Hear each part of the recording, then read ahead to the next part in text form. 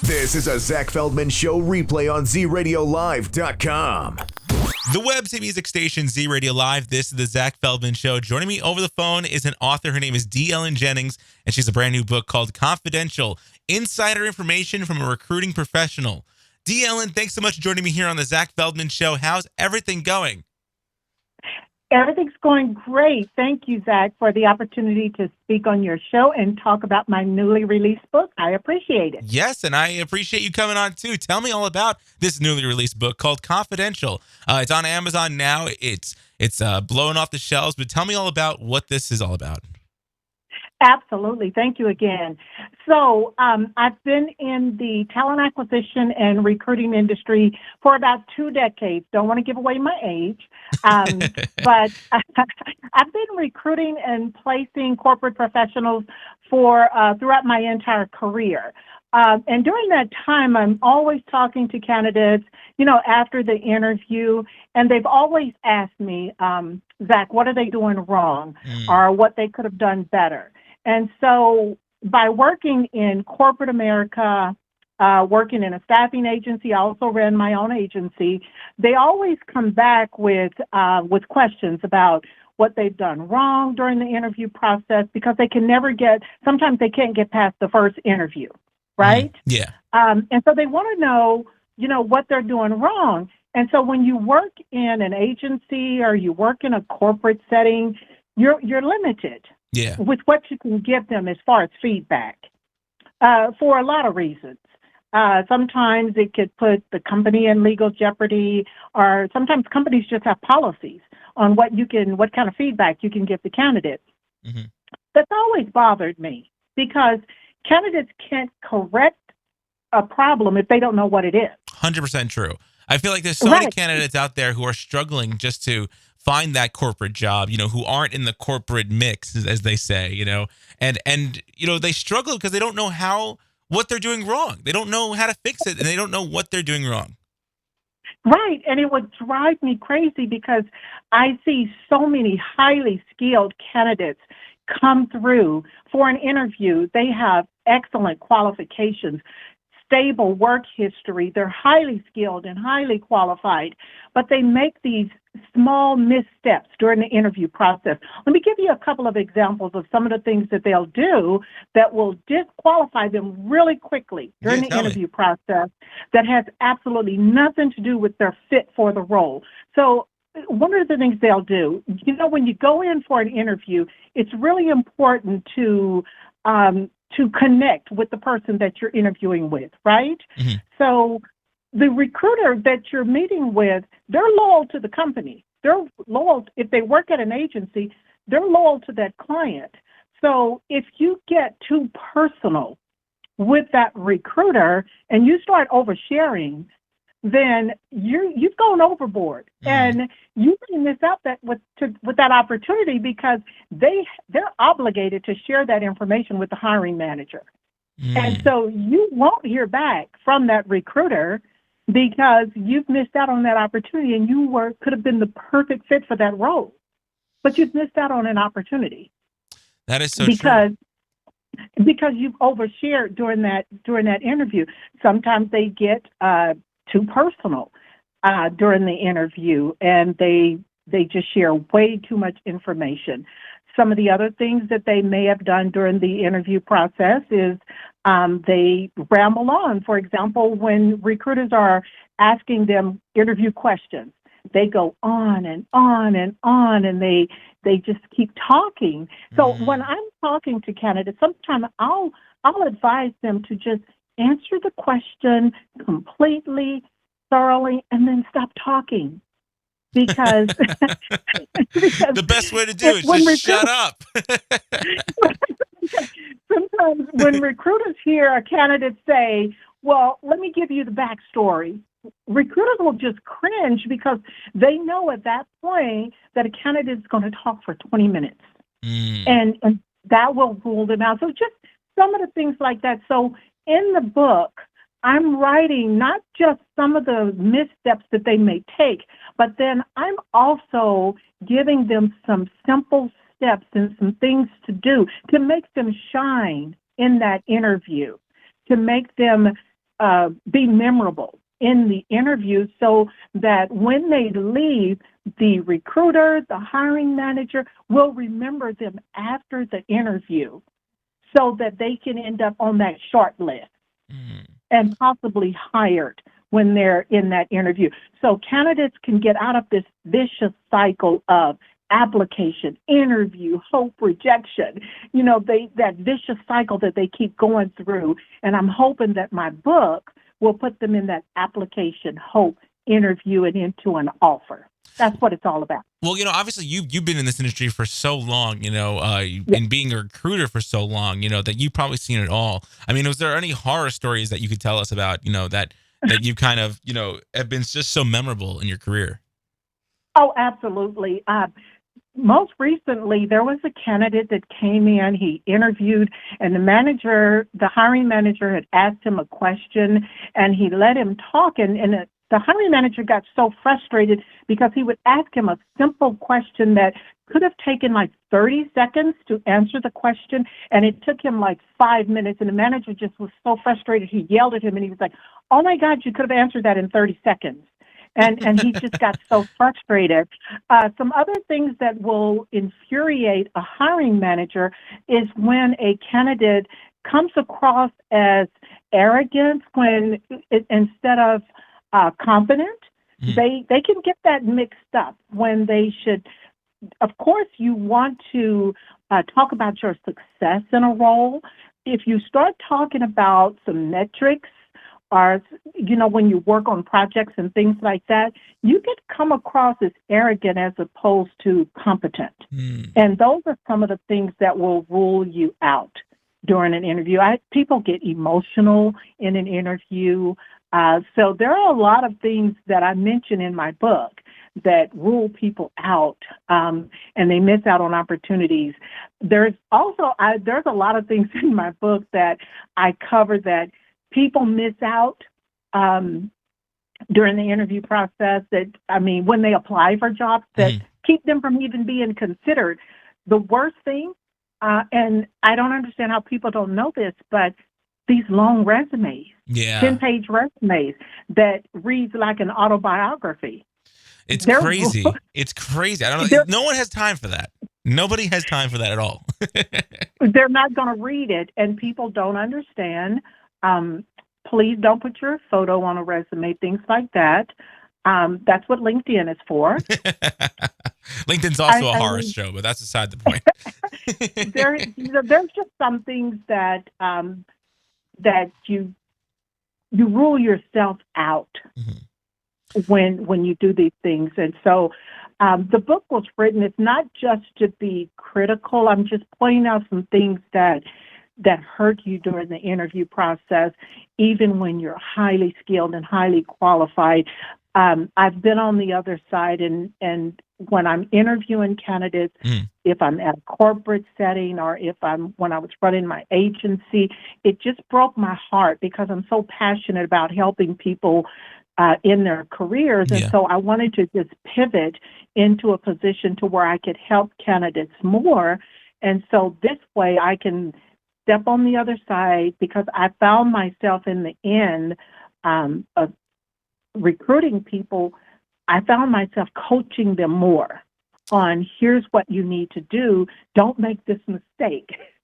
So that's when I realized that I need to get this message, this information to candidates so that they can understand that here's what you're doing wrong in the interview process. So let's find a way to make sure when you walk out, they remember you and you don't make these mistakes. Well, you have such a great heart, being able to kind of put your knowledge out there into this brand new book called Confidential.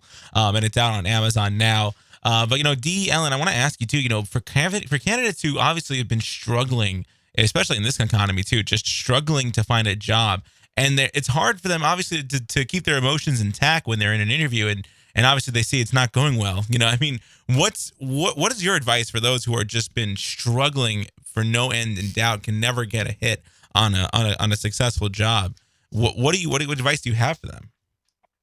Well, the first thing you have to get in the door, and the way you do that, your resume is a representation of you.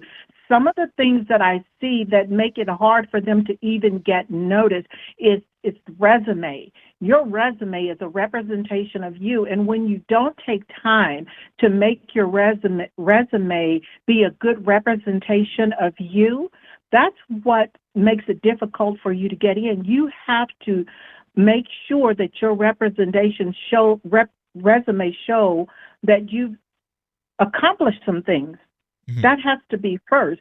Some of the things that I see in resumes that rule them out is when you see a resume that is just, each position is just a duplication of every role. You just a cut and paste, right? Mm-hmm.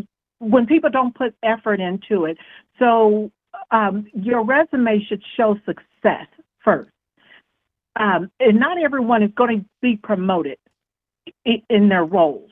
But if you could show some success, some accomplishments on your resume, even some community service on your resume, some projects that you've worked on, those are some things that will really stand out. But you want to make sure that your resume is put together very well, that it's formatted very well. When we see a resume and the entire resume is capitalized, that is the worst format you could see. So some of those small things really do make a difference. Mm-hmm. But the resume is a good starting point. It has to be well formatted. It has to show success, and it just absolutely should not be duplicated all the way through where every single position is the exact same thing. Yes, that is very true. It just doesn't show that you're putting any effort into representing yourself. And especially too, if you're like applying for, let's say like a computer role, and you're putting like that you've worked in like retail, I mean, those two obviously don't match up. Trying to show kind of what you can do in that field is really important too. Because I've seen exactly. People have reached out to me like, oh, I want a job somewhere. Can you get me a job at this place? And they send me their resume. They're like, I want to be a writer, or so they want to be something like that. And they send me their resume, and it's like, oh, I clean the bathrooms at so and so. And it's like, wait a minute, how does that have anything to do, any experience with what you want to apply for? And it's difficult when people apply for anything and everything. And I do hear some people will tell candidates to just apply for everything at a company. Just apply for everything and hope something sticks. That is the worst advice. And I tell people, apply for positions that your resume, your background matches that position. Don't go for that route that you apply for everything and hope something sticks. That is the worst thing. You become a serial applicant. And companies will not take you serious. And that's what people don't understand. I've been doing this for over 20 years. And when you have people that don't have an HR background, don't have a recruiting background giving you advice, then you hurt yourself in the long run, because they're telling you just apply for everything and hope something stick. And then recruiters and hiring managers won't take you serious because they think you don't know what you want to do. That is so apply true. Apply for something that matches your work experience and your background. Because when you get in front of a hiring manager, and make sure that what you apply for, you know what you've applied for. When you get in there and you sit down and you have an opportunity to talk to a manager, if your resume do not match the position that you or your background, and you can't talk to your experience, that's not going to go over well. When you get in there and you misrepresent yourself, because people do that too. They'll have a resume to get in for the interview, and then they can't validate, can't quantify their experience based on their resume. That's another mistake. Well, what advice do you also have for people who are trying to go for that higher role after they've done the mid-tier role, now they want to become an executive? Like, how do you make that jump up? Well, I just recommend that people, when they're ready to move to that next level, there are certifications you can get. You can do online training, to move into that next level. It's a transition. It's a mistake just to get promoted. We see it happen a lot, just to get promoted when don't have the experience or you haven't had the training. So I've opened up a career coaching firm, and I'm helping people design a career path so that they can move up in their career, but I'm helping them to get there by designing a career path, and that's getting them trained, getting the certification, building their career path to move into those senior level positions.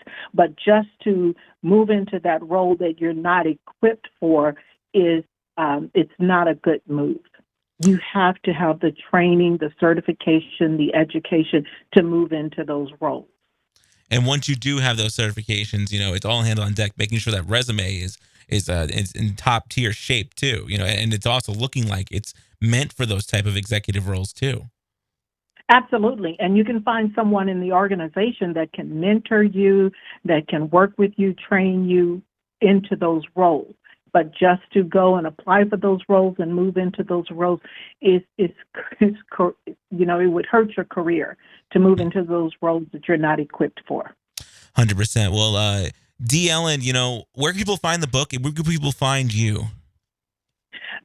My website is DeeEllen, the letter DeeEllen, in careercoaching.com. The book is available on Amazon, Barnes & Noble. You can get it anywhere where you buy your books.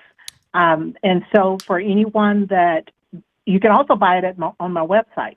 You can click on the link on my homepage and buy the book there.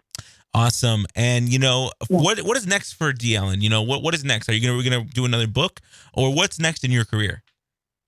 Well, like I said, I just opened up. I moved from talent acquisition and recruiting. I ran my own staffing firm for over 15 years. Yep. I've worked in corporate America, but like I said, I wanted to pivot because I felt like I could serve candidates more by helping them to make sure that they are positioned better in the interview process, because I started coaching them too much during the interview process, which is what I was not supposed to do. But I wanted to make sure that when they went in for the interview, that they were successful in the interview.